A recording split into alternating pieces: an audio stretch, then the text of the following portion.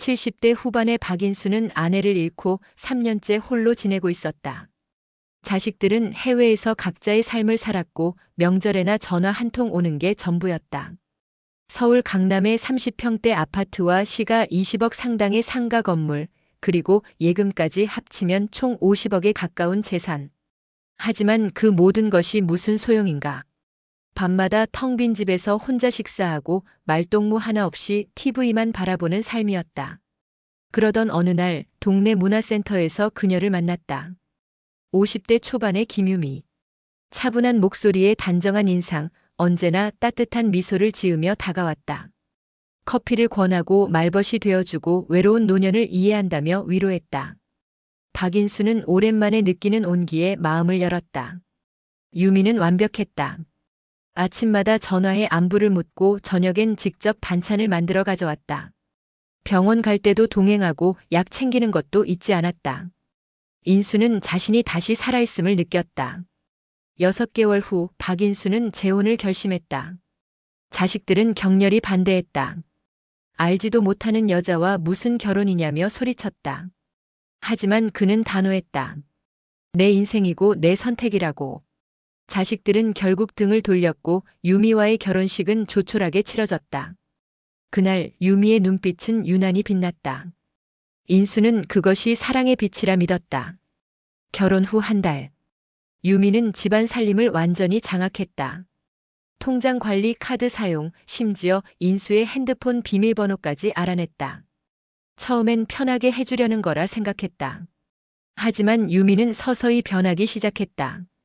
자식들과의 통화를 방해하고 친구들과의 만남을 제한했다. 돈을 쓰려 하면 이유를 캐묻고 외출하려 하면 건강을 핑계로 말렸다. 집은 점점 감옥이 되어갔다. 어느 날 밤 인수는 우연히 유미의 통화를 엿듣게 됐다. 화장실에 가려다 거실에서 들려오는 낮고 차가운 목소리. 곧 다 끝나. 노인네가 얼마나 더 버티겠어. 건강검진 결과 보니까 심장도 안 좋대. 조금만 더 밀어붙이면 돼. 유산 정리만 제대로 하면 최소 40억은 건지는 거야. 심장이 철렁 내려앉았다. 믿었던 사람, 의지했던 사람이 자신을 죽음으로 내몰고 있었다. 다음 날부터 인수는 조심스럽게 움직였다. 유미 몰래 오래된 친구에게 연락하고 변호사를 만났다.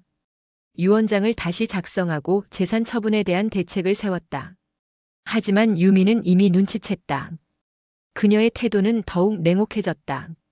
식사에 이상한 약이 섞이기 시작했고 인수는 원인 모를 복통과 어지럼증에 시달렸다. 잠에서 깨면 온몸이 무겁고 정신이 흐릿했다.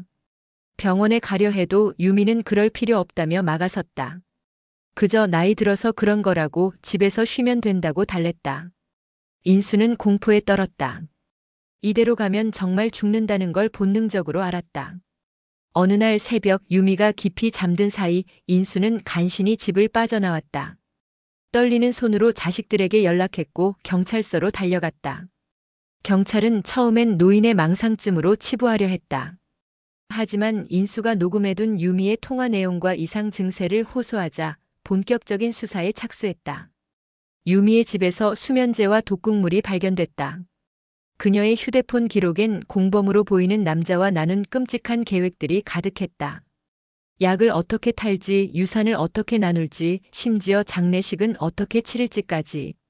더 충격적인 건 유미가 이미 3명의 노인과 결혼과 사별을 반복하며 거액을 편취한 전력이 있다는 사실이었다.